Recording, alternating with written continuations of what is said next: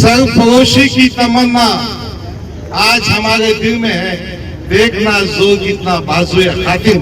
असदुद्दीन अवैसी के खिलाफ धर्म संसद में बयानात दिए गए, जहन साजी की गई और असदुद्दीन अवैसी को उनका जो हिंदू राष्ट्र का एजेंडा है, उनका जो फिरका परस्ती का एजेंडा है, उनको एक देश को बांटने का जो एजेंडा है, उनका जो मनु समृद्धि का एजेंडा है, उस रास्ते में सबसे बड़ी रुकावट वो बैरिस्टर असदुद्दीन अवैसी। आज के इस धरना आंदोलन में मौजूद शायख नक्शबंदी साहब, समीर साजी पीटर साहब, नासिर सिद्दीकी साहब, कुनाल खराज साहब, तमाम कारपोरेटर हज़रात, अहदेदारान, मुहिबान मजलिस, अजीज तरीन साथियों, मीडिया के हमारे जिम्मेदार, कल शाम जो वाकया हुआ, असदुद्दीन अवैसी साहब के कैनवे पर कुछ गुंडों ने फायरिंग की, ये वाकया अगर आप सही पस मंजर में देखेंगे तो एक बड़ी साजिश का हिस्सा है। आज मजलिस इत्तेहादुल मुस्लिमीन पूरे भारत देश में एक ताकत बनकर उठ रही है। बिहार में 5 असेंबली के हमारे उम्मीदवार चुनकर आए, हम महाराष्ट्र में ताकत बना रहे हैं, उत्तर प्रदेश में ताकत बनेगी इंशाअल्लाह। और चंद दिनों पहले आपने सुना होगा केसीआर ने क्या कहा। तेलंगाना के चीफ मिनिस्टर केसीआर ने कहा कि आज हिंदुस्तान के मुसलमानों की क़ियादत तक फरीज़ा अगर कोई शख्स अंजाम दे रहा है वो तेलंगाना का बेटा है। यूपी में साहब ने एक परिवर्तन भागीदार मोर्चा बनाया, उस मोर्चे में मेशराम भी है, उस मोर्चे में ओबीसी के नेता भी हैं और यूपी में मजलिस इत्तेहादुल मुस्लिमीन दलित नेताओं के साथ, ओबीसी नेताओं के साथ एक भागीदारी परिवर्तन मोर्चे का तजुर्बा करे।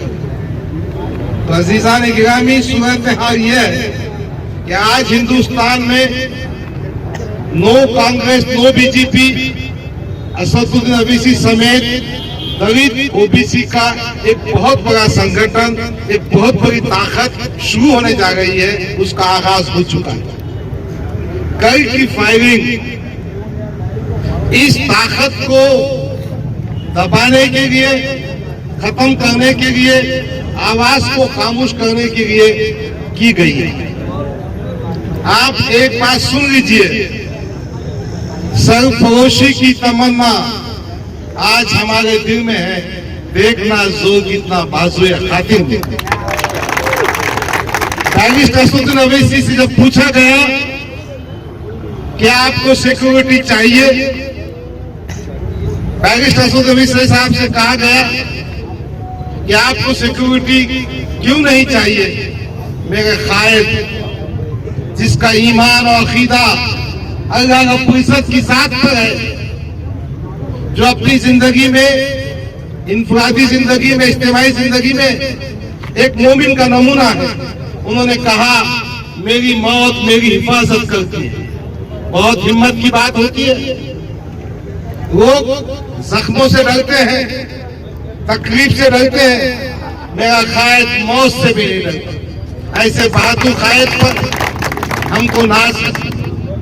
दरअकीकत ये बात मैं कहना चाहता हूं कि बैरिस्टर असदुद्दीन अवैसी हिंदुस्तान के मुसलमानों की, दलितों की, ओबीसी की, पिछड़ी हुई ताकतों की आवाज तो है ही है। एक ऐसी क़ियादत बनकर उठेगी इंशाअल्लाह। आप देखेंगे जो पूरे हिंदुस्तान में दस्तूर के ऊंचाई का काम करेगा। और कहीं ना कहीं ये जो प्रस्तावित पार्टियां हैं, कांग्रेस पार्टी है, भारतीय जनता पार्टी है, इनका सफाया बैरिस्टर असद ओवैसी के हाथों ही होगी। मेरे भाई ने बहुत सही कहा, शाहिद नक्शबंदी ने, कि असदुद्दीन ओवैसी के खिलाफ धर्म संसद में बयानात दिए गए, जहनसाजी की गई और असदुद्दीन ओवैसी को उनका जो हिंदू राष्ट्र का एजेंडा है, उनका जो फिरका परस्ती का एजेंडा है, उनको एक देश को बांटने का जो एजेंडा है, उनका जो मनु समृद्धि का एजेंडा है, उस रास्ते में सबसे बड़ी रुकावट वो बैरिस्टर असदुद्दीन ओवैसी है। तो फायरिंग का मकसद इस रुकावट को खत्म करना था। अजीजा ने गिरामी, एक बात मैं बहुत वाज़े अंदाज में कहना चाहता हूं, असदुद्दीन ओवैसी को फायरिंग हुई, ये कोई नई बात नहीं है। उनके मकान, उनका बंगला जो दिल्ली में है, वहां पर 3 दफा इन दरिंदों ने, इन वहशियों ने हमले किए। उसकी क्या तहकीकात हुई है, उसमें क्या नतीजे आए, अब तक छुपा हुआ है। क्यों तहकीकात नहीं होते?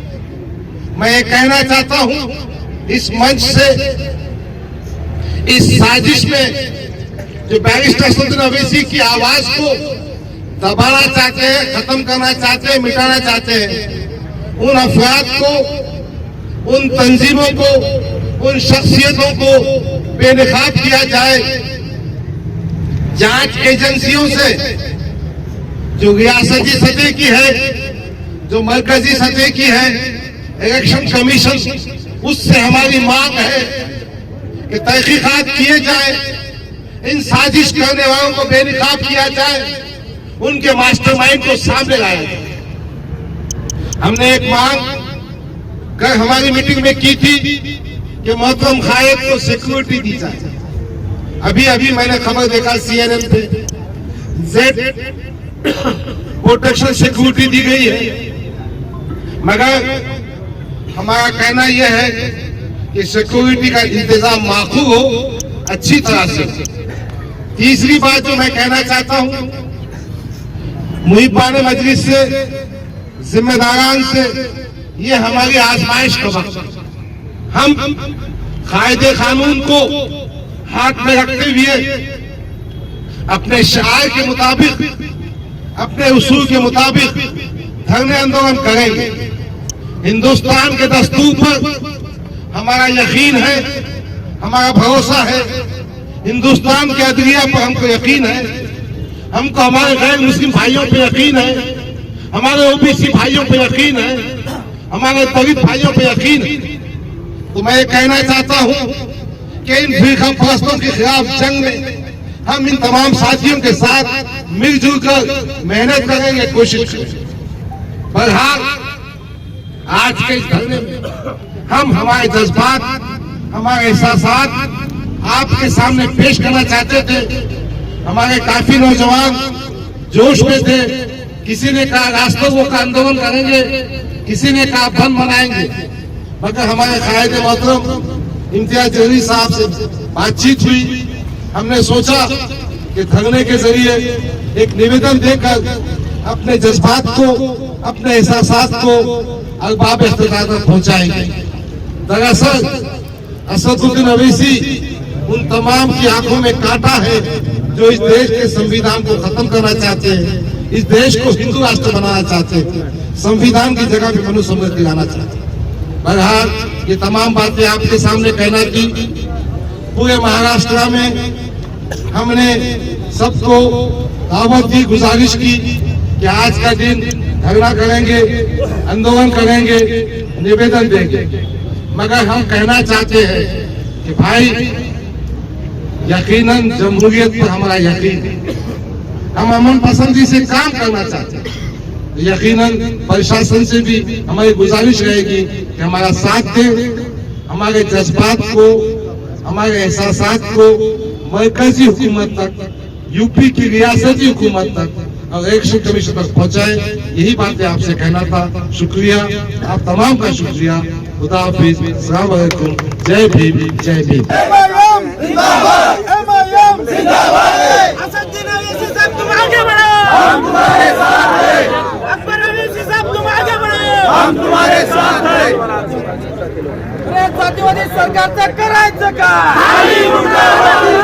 जातीवादी सरकारचं करायचं का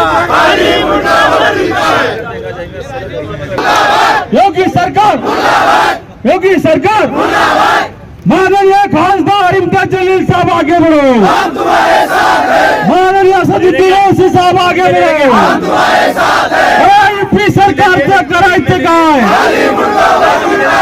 यूपी सरकारचं करायचं काय